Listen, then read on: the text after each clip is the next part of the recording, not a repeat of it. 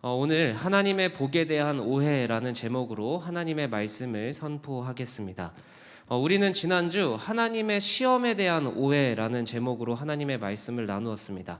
우리는 하나님의 시험을 종종 내가 하나님보다 소중하게 생각하는 것을 하나님이 무조건 뺏으시는 것을 시험이라고 생각하는 경우가 많다라고 이야기를 했죠.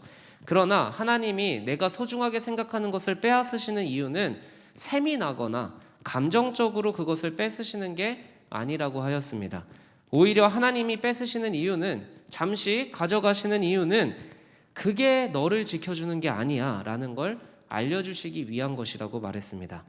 아이들을 보면 한때 한 3, 4살 때쯤에 애착 인형이라는 것을 갖는 시기가 있습니다. 그 인형이 없으면요, 엄마 아빠가 옆에 있어도 불안해하고 그거 달라고 떼를 써요. 그러나 어느 시기가 지나면 부모는 아이가 애착 인형을 내려놓게만 해야 하는 시점이 옵니다. 울고불고 떼를 써도 애착 인형을 나에게서 뺏어가지 말라고 하더라도 그것을 뺏어야만 하는 시기가 온다라는 거죠. 왜냐하면 그 아이의 삶은 그 애착 인형이 지켜줄 수 있는 게 아니기 때문에, 그 애착 인형을 버려야 되는 때가 오기 때문에 그 애착 인형을 뺏어야만 하는 때가 오는 겁니다. 그렇듯이 하나님의 시험은 단순히 하나님보다 무언가를 소중하게 생각하는 게 셈이 나서 뺏으시는 게 아닙니다. 나 스스로 이거야말로 내 인생을 지켜주고 있다라고 착각하는 것을 내려놓게 하시는 거죠. 그리고 하나님만이 내 인생을 진짜 책임져 주실 수 있는 분이라는 걸 가르쳐 주시는 겁니다. 하나님의 복에 대해서도 하나님의 시험처럼 오해가 있을 거라고 생각을 합니다. 내가 분명 받고 싶은 복이 있는데 그 복을 안 주면 하나님은 없어 라고 너무나 쉽게 결론을 내릴 수가 있다라는 거죠. 내가 힘들면, 당장 내가 필요한 것을 주시지 않으면 하나님은 복을 주는 분이 아니라 차라리 없는 분이라고 생각해도 상관없지 않나 라는 물음이 생길 수도 있겠죠. 그래서 우리는 말씀을 통해서 하나님을 배우고 알아가야 하는 것입니다. 말씀 없이 내 생각으로, 사람들의 생각으로 하나님을 생각하고 하나님의 복을 생각하면 오해가 쌓일 수밖에 없는 겁니다. 직접 하나님이 하신 일들, 직접 하나님이 하신 말씀들을 토대로 하나님이 어떤 분인가를 이해해야 하는 거죠. 오늘 본문은 아브라함이 나오고요, 그 다음에 아브라함이 죽으면서 그의 아들 이삭에게로 성경의 초점이 바뀌는 본문입니다. 오늘 아브라함의 마지막 모습, 그리고 그것이 아브라함으로 끝나는 것이 아니라 그의 아들 이삭으로 옮겨가는 과정의 내용을 통해서 하나님의 복이 도대체 무엇인가, 하나님이 우리에게 주시는 복은 도대체 어떤 모습인가를 함께 나누려고 합니다. 그래서 오늘 이 시간 말씀을 통해 하나님의 복을 바르게 깨닫고 여러분의 삶이 온전히 하나님의 복으로 채워지는 주님의 시간이 되길 축복합니다. 하나님의 복을 오해하지 않는 방법입니다. 첫 번째, 따라해 봅시다. 기적을 일상으로. 여러분들 이제 어느 정도 아실 거라고 생각을 합니다. 아브라함은 100살이 되어서야 아들 이삭을 낳는 기적을 경험을 합니다. 근데 오늘 본문은 조금 의아한 내용이 등장을 하죠. 아브라함이 후처를 맞이했다라고 이야기를 합니다. 후처에게서 무려 6명의 아들이나 낳고요, 7명의 손주를 낳습니다. 사실 후처라는 말은 한글 성경이 번역을 한 거고 히브리어로는 똑같이 아내라는 말로 쓰이고 있습니다. 근데 맥락상 이삭이 자라는 중이든 사라가 죽은 후이든 어쨌든 이삭이 태어나고 나서 새로운 아내를 구했던 것 같습니다. 아브라함이 기다리고 기다렸죠. 실수도 했지만 그래도 하나님을 믿고 기다려서 100세가 되었을 때 말도 안 되게 아들을 낳았다라고 성경은 이야기를 합니다. 근데 이삭을 드라마틱하게 낳은 건 좋았어요. 100살에 이삭을 드라마틱하게 낳은 건 좋았는데 그 이후에 아들을 6명이나 더 낳았다라는 게 뭔가 신앙적으로 특별함이 사라지는, 뭔가 드라마틱한 요소가 사라지는 듯한 느낌이 들 수가 있습니다. 왜 하나님은 아브라함이 이삭만 낳게 하시지 않고 이후에 6명이나 되는 아들을 또 낳게 하셨을까? 그리고 이걸 왜 굳이 성경에 기록하셨을까? 한번 이렇게 생각을 해봅시다.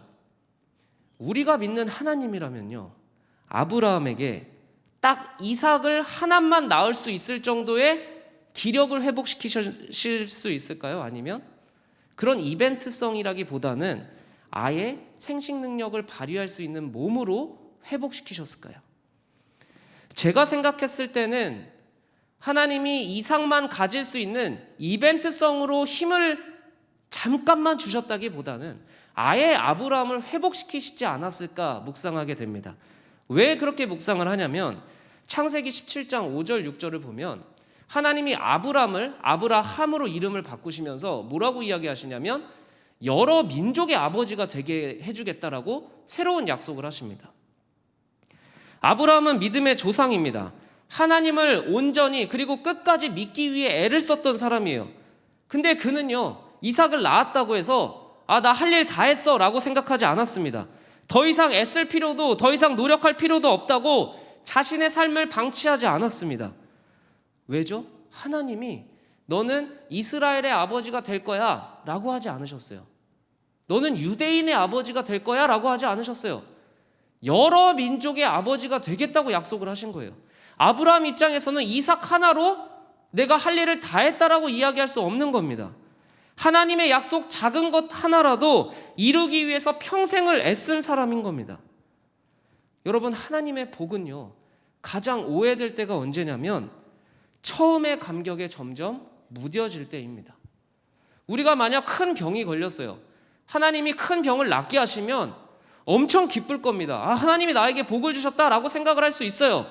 근데 그게 5년, 10년이 되면 또 다른 감격은 사라지고 또 다른 이벤트를 바라게 되는 게 인간이라는 거죠. 우리는 처음에 감격에 무뎌지면 이 정도면 되지 않았나? 이제는 좀 더 새로운 걸 줘야 되지 않나? 라고 생각을 하게 됩니다. 사실 우리에게 가장 큰 복은 무엇일까요? 교회에 나와서 하나님을 나의 아버지라 하나님에게 나의 모든 기도 제목을 쏟아 놓을 수 있는 그리스도인이 누리는 가장 큰 복은 무엇일까요? 온 우주를 창조하신 하나님과 직접 이야기할 수 있는, 그분이 나의 기도를 들어주실 수 있다라는 분으로 생각하는 것 자체가 엄청난 복이라는 거예요. 여러분, 본래 인간은 하나님하고 직접 대화할 수가 없었어요. 제사장이든 선지자든 매개자가 있었어야 했습니다. 그러나 예수님이 죽으시고 지성소의 휘장이 찢어지면서 하나님이 예수를 믿는 모든 자와 내가 직접 만나겠다라고 액션을 취하신 거예요. 그리고 그것뿐만 아니라 예수님이 이 땅에서 승천하시면서 뭘 약속을 하셨냐면 성령을 약속하셨습니다. 그래서 나 스스로 기도하기 힘든 사람들, 나 스스로 하나님을 믿기 어려운 사람들에게 하나님을 믿을 수 있도록 도와주는 성령을 보내셨다라는 거예요. 그래서 2000년이 지난 지금까지도 하나님께 우리는 직접 기도하고 하나님께 직접 말씀으로 소통할 수 있는 어마어마한 복을 누리고 있다라는 사실입니다. 하나님의 가장 큰 기적은 예수님을 보내시면서 이렇게 약속을 하셨어요. 임마누엘, 하나님이 우리와 함께 하시겠다. 이것이 예수님을 통해 약속하신 가장 큰 복이었습니다.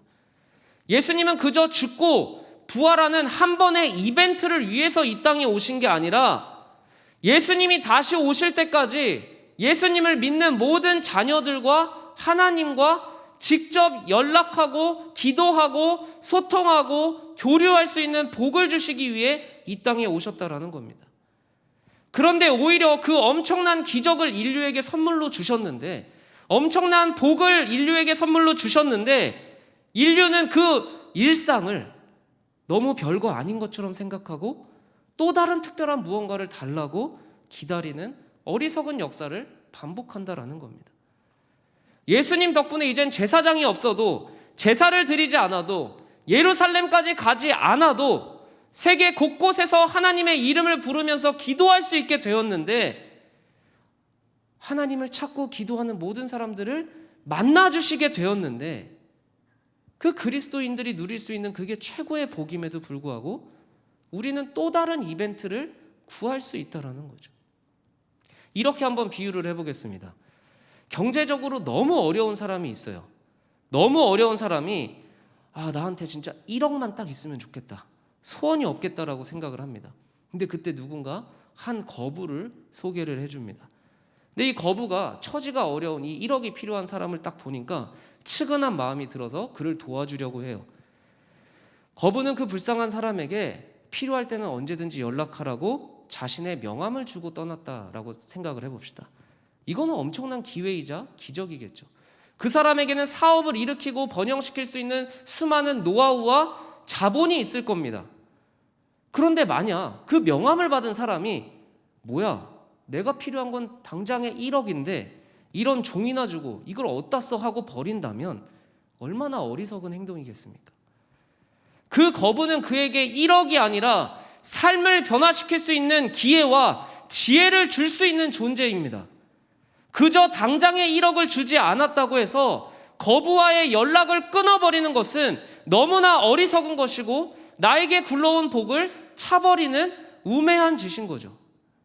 그래서 예수님은요, 뭐라고 얘기하시냐면 거룩한 것을 개에게 주지 말라, 진주를 돼지 앞에 던지지 말라라고 이야기를 하십니다. 가치를 모르면 받아들일 수 없다라는 거예요. 하나님이 너희와 항상 함께하겠다, 우리와 항상 함께하겠다라는 어마어마한 기적의 징표를 예수 그리스도로 주셨는데 우리는 그 엄청난 기적이 우리에게 어느새 일상이 되어버려서 소중함을 모르는 사람들이 될 수 있다라는 거죠. 하나님은 우리에게 언제든 나를 찾아라, 언제든 나의 이름을 부르짖으라 라고 이야기를 하셨는데 내가 너희와 항상 함께 할게 라고 이야기하시는데 우리는 지금 당장 내가 쓸 돈을 주지 않아서 연락처를 주고 언제든 찾아오라고 말씀하신 그 명함을 쓰레기처럼 생각하고 있지는 않은가 점검해야 되는 겁니다. 아브라함은 이삭을 낳을 수 있는, 자녀를 낳을 수 있는 자기의 몸이 회복이 되었을 때, 그 기적이 일상이 되었을 때 자기에게 주신 새로운 몸으로 하나님의 약속 작은 것 하나라도 다 이루기 위해서 죽을 때까지 애를 썼던 사람입니다. 이삭이면 됐지 내가 뭘 더해 생각하고 대충 적당하게 살지 않았다라는 거죠. 여러분은 예수님을 믿는 사람으로 이미 가장 큰 기적이 일상으로 누릴 수 있는 사람들이 된 겁니다. 일상에 무뎌져서 매일매일 또 다른 특별한 이벤트를 꿈꾸기만 하지 말고 하나님과 매일 소통하는 그 엄청난 기적을 다시 누려보시기 바랍니다. 하나님과 매일 소통하며 하나님이 나와 항상 함께 하시는 분이라는 그 하나님을 경험하길 주님의 이름으로 축복합니다. 내 지금 순간에 필요한 것만 구하는 것이 아니라 여러분의 인생을 가장 가치 있게, 가장 소중하게 살아낼 지혜와 방법을 하나님한테 여쭈어 보시고 하나님한테 말씀으로 대답을 들으시고 여러분의 삶에 적용해 보십시오. 하나님은 한두 번의 이벤트 같은 기적을 여러분에게 주신 게 아니라 매일매일 하나님하고 항상 함께 할 수 있는 기적을 일상으로 베풀어 주신 분입니다. 하나님은 기적이 한두 번의 이벤트가 아니라 일상이 될 정도로 부어주시는 통 큰 분이신 겁니다. 하나님의 복을 오해하지 않는 두 번째 방법입니다. 따라해 봅시다. 저주를 은혜로. 물론 여전히 이런 질문이 있을 수 있습니다. 하나님과 항상 함께 소통하며 기도할 수 있는 복을 받았다라고 하지만 이런 오해가 남아있을 수 있습니다. 하나님이 항상 함께 하는데 나 왜 이렇게 힘들지? 내가 몇 번 기도해봤는데 별로 달라지지 않던데? 라는 생각을 할 수 있다라는 거죠. 오늘 본문은 아브라함이 나이가 들어서 기운이 다하여 죽는 장면을 기록합니다. 하나님이 주신 기력을 온전히 하나님의 약속을 성취하는 데 다 쓰고 아브라함은 이제 죽었어요. 그리고 오늘 마지막 문장이 이렇게 시작이 됩니다. 아브라함이 죽은 후에 하나님이 그의 아들 이삭에게 복을 주십니다. 근데 복을 받은 이삭이 어디에 살았다고 나오죠? 어디에 살았습니까? 브엘라 헤로이에 살았습니다. 브엘라 헤로이. 자, 근데 복을 주신 것과 굳이 그가 브엘라 헤로이에 사는 것을 왜 얘기를 하셨을까? 누누이 말하지만 하나님의 말씀은 다 이유와 의도가 있겠죠. 우리가 지금 매일매일 생명의 삶으로 묵상을 하고 있습니다. 그래서 매일 묵상을 함께 따라오시는 분이라면 이 브엘라 헤로이가 오늘 갑자기 등장한 지명이 아니란 걸 알고 계실 겁니다. 창세기 16장에서 하나님이 아브람과 사라에게 아들을 주시지 않습니다. 그러니까 사라가 이제 자기의 몸이 이제 아기를 낳을 수 없는 몸이 되니까 조급해지는 겁니다. 그러니까 아브람한테 아들이나 빨리 낳자. 지금 우리 이제 다 끝나겠다. 아들 한 명도 못 낳겠다. 그러고선 자기의 여종 하갈을 동침하라고 줍니다. 아니 그런데 이게 한 번에 임신이 되어버립니다. 근데 여러분, 그때 당시에는요, 임신은 신의 축복을 받은 거고요, 불임은 신의 저주를 받은 겁니다. 그러니까 여종 입장에서는 내 인생이 역전이 된 거예요. 아, 나는 신의 축복을 받았네, 근데 저 여주인은 신의 저주를 받았네. 우스워지는 겁니다. 그래서 여종이 여주인을 멸시하는 일이 일어납니다. 그러니까 사례가 조급한 마음에 일생 최대의 실수를 한 거죠. 사례가 열이 받아가지고 엄청 괴롭히는 거예요. 하갈이 그 괴롭힘을 못 이기고 도망쳐 나갑니다. 여러분, 임신한 몸으로 그 당시에 치안이 하나도 유지되지 않는 그 광야로 도망가는 여인의 마음은 얼마나 처절하고 무너졌을까요? 괜히 임신해서 내가 이렇게 됐다, 차라리 임신이라도 시켜주지 말지, 이런 생각을 충분히 할 수 있었겠죠. 근데 그렇게 도망간 곳에서 이제 그냥 좌절하고 나 이제 언제 죽나 기다리고 있었겠죠. 뭐 산적한테 죽을 수도 있고 동물한테 죽을 수도 있는 아주 위험천만한 상황에 놓여 있는 겁니다. 그런데 그때 여호와의 사자가 하갈에게 나타나서 약속을 합니다. 뭐라고 이야기를 하시냐면, 광야의 샘물에서 하갈이 절망해서 쓰러져 있을 때 여호와의 사자가 하갈에게 나타납니다. 너 다시 돌아가서 여주인한테 잘 복종해봐. 다시 복종해. 그리고 너가 이제 아들을 낳을 건데 그 아들도 내가 축복해 줄 거야. 너무 슬퍼하지 마. 내가 네 고통 다 듣고 있었어 라고 위로해 줍니다. 여러분, 창세기 16장 13절에서 14절 보면 하갈이 처음으로 하나님을 만나게 되는 장면입니다. 지금까지는 자기의 주인과 여자 주인 아브라함과 사라만 만나주는 하나님이 아니라 나도 만나주시는 하나님이었구나를 감격하게 됩니다. 그리고 그 감격해서 자기가 있던, 자기 인생을 포기하려고 앉아 있었던 그 땅을 브엘라 헤로이라고 이름을 붙입니다. 근데 이 브엘라 헤로이가 무슨 뜻이냐면, 나를 살피시는 하나님이 살아계신 하나님이다 라는 뜻입니다. 내 인생은 왜 이러지? 차라리 임신을 시켜주지 말지. 차라리 임신이 안 됐으면 이런 일도 없었을 텐데, 불평하고 원망하려면 충분히 원망할 수 있는 상황 앞에서 인생의 가장 밑바닥에서 하갈은 하나님을 만나게 되는 겁니다. 그리고 그는 그 밑바닥의 인생에서 하나님을 만나고 나를 살피신 살아계신 하나님을 기억하려고 그 지역의 이름을 브엘라 헤로이라고 이름을 붙인 거죠. 자, 다시 오늘 본문으로 돌아와서 아브라함이 죽죠. 그리고 하나님이 이삭에게 복을 주십니다. 하나님의 복을 받은 이삭이 어디에 살았다고요? 브엘라 헤로이에 살았다고요. 하나님이 결국 이삭이 브엘라 헤로이에 살고 있을 때 복을 주셨다는 이유는 무슨 뜻이냐면, 이삭이 받은 하나님의 복은 나를 항상 살펴주시는 그 하나님이 살아계신 하나님이다라는 것을 경험하고 있었다라는 겁니다. 내가 아무 문제도 없는 인생, 내가 아무 어려움도 없는 인생이 된다는 게 아니라, 부자가 된다는 게 아니라, 이삭이 받은 복은 나를 항상 살피시는 하나님이 살아계신 하나님이다라는 복을 받고 살고 있었다라는 뜻입니다.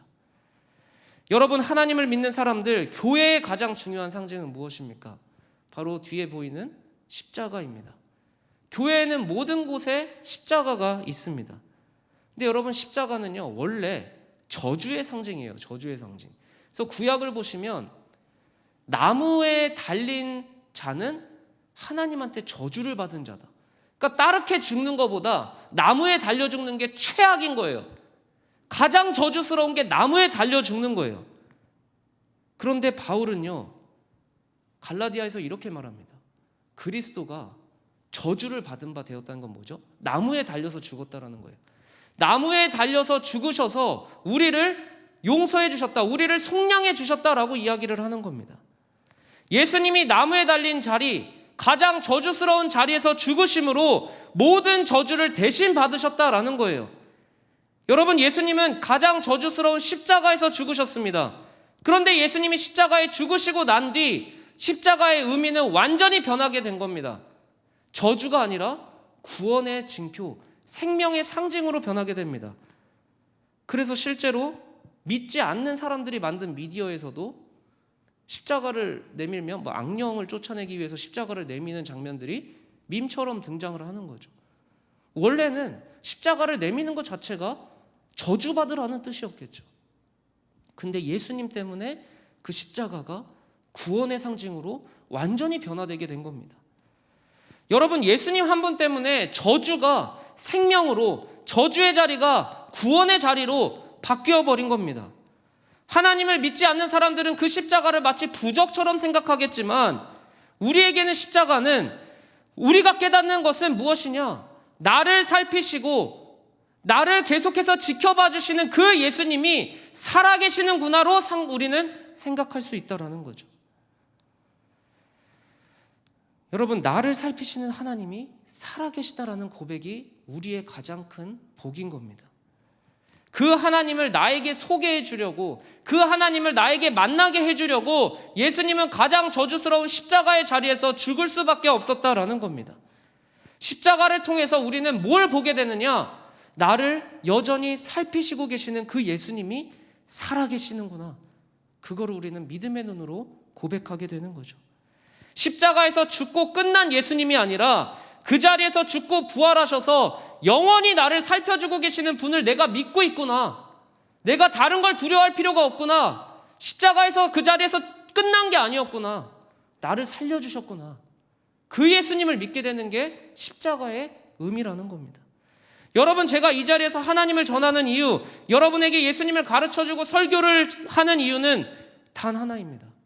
여러분이 힘들던, 어려운 상황에 처하던, 여러분이 저주의 자리에 있는 것 같던, 여러분은 하나님께 버림받은 사람들이 아니라 여러분을 여전히 살피고 바라보시는 그 하나님을 기억하고 견뎌낼 때 지금 나의 이 저주의 자리를 은혜의 자리로 바꾸실 하나님을 반드시 만나게 된다라는 사실입니다. 하갈은 하나님이 자기의 주인의 신이라고 생각을 했겠죠. 그러나 가장 밑바닥에서 하나님을 만났을 때 그는 인생을 포기하려던 그 자리를 브엘라 헤로이라고 이름을 붙일 수 있었던 겁니다. 여러분, 하나님을 믿어도 순간순간 하나님을 향한 원망이 터져 나올 수 있습니다. 왜 예수님 믿어서 나는 힘들게 살까? 하나님이 살아계시면 나를 왜 이렇게 괴롭게 둘까라는 생각도 들 수 있을 겁니다. 그러나 원망하기 전에 하나님을 찾는 자들이 되기를 원합니다. 불평하더라도 십자가 앞에서 불평할 수 있는 하나님의 자녀들이 되길 주님의 이름으로 축복합니다. 아브라함의 복을 브엘라 헤로이 근처에 거주하는 이삭에게 이어주신 그 하나님이 십자가 자리에서 기도하고 인내하는 여러분에게도 예수님의 살아있는 영원한 복을 전수하고 이어주실 겁니다. 우리 삶의 저주스러운 상황, 하나님이 없는 것 같은 상황, 그러나 하나님 그 자체가 나에게 가장 큰 복임을 인정하고 넘어가는 어느 시점에 내 삶에 가장 저주스러웠던 상황이, 가장 절망적이었던 상황이, 가장 용서할 수 없었던 사람이 하나님의 살아계심을 증언하는 자리, 은혜의 자리로 바뀌는 순간이 반드시 온다라는 겁니다. 그래서 사람들은 큰 사고가 났을 때, 큰 어려움을 겪었을 때 오히려 그 자리에서 하나님을 간증하게 되는 겁니다. 십자가의 자리는 예수님에게 영원히 그의 손과 옆구리에 아픔을 남긴 자리가 되었습니다. 예수님한테는 영원히 없어지지 않을 상처죠. 그런데 우리에게는 그 십자가가 하나님의 아들인 예수가 나를 살려준 자리로 변하는 겁니다. 여러분 삶에 힘든 일 있을 수 있습니다. 어려운 일 생길 수 있습니다. 하나님 믿는다고 그런 일이 없어지는 것 아니에요. 그런 일 있을 수 있고 최악의 상황이 닥쳐올 수도 있습니다. 그러나 여러분이 반드시 믿어야 될 것은 여러분이 하나님 앞에서 울고 부르짖을 때에 그 자리는 저주의 자리로 끝나는 것이 아니라 반드시 예수 그리스도로 은혜의 자리로 바뀔 수 있다라는 사실입니다. 세상은 저주는 저주다라고 끝내버립니다. 그러나 예수는 저주의 자리를 은혜로 이미 바꾸어 놓으셨습니다. 저주의 자리라고 생각한 광야의 자리를 브엘라 헤로이의 자리로 바꾸신 것처럼, 그 자리에서 아브라함의 복이 이삭에게 전수해진 것처럼 나에게 절망적인 자리, 나에게 희망이 없는 자리, 하나님은 없는 것 같은 그 자리가 저주의 자리로 끝나지 않고 하나님의 은혜의 자리로 변하는 여러분들의 인생이 되길 축복합니다. 내 인생이 여기가 끝이 아니구나라는 확신, 내 인생이 하나님 때문에 회복될 수 있구나라는 소망이 일어나는, 저주를 은혜로 바꾸시는 하나님의 복을 인내하고 반드시 경험하는 여러분이 되길 주님의 이름으로 축복합니다. 이 시간 우리가 함께 찬양하며 결단하면 좋겠습니다. 오늘 우리가 함께 찬양할 찬양은 예수 나의 산 소망입니다. 여러분, 하나님의 기적은 우리에게 일상이 되었습니다. 우리는 여전히 이벤트를 바랍니다. 하나님은 그러나 여러분에게 한두 번의 이벤트를 주시는 것으로 만족하시지 않고 그 이벤트가 여러분에게 일상이 되게 충만하게 부어주시는 분입니다. 근데 하나님을 찾지 않으면요, 우리의 일상은 어느 순간에 어두운 골짜기처럼 변할 때가 있고요, 절망밖에 안 보이는 때가 옵니다. 그러나 주의 이름을 부르짖을 때, 오늘 찬양은 이렇게 고백합니다. 주의 이름을 부르짖을 때 어둠을 뚫고 임하는 하나님의 사랑이 있다라는 겁니다. 여러분이 정해놓은 복이 하나님이 주시는 복이 아니라 하나님과 언제나 함께 할 수 있는 그 복을 다시금 제대로 누리는 하나님의 자녀들이 되길 축복합니다. 이 시간 가장 저주의 자리 십자가에서 모든 것을 이기신 예수 그리스도가 나의 산 소망입니다. 고백하며 주 예수 나의 산 소망 함께 찬양하며 하나님 앞에 나아가도록 하겠습니다.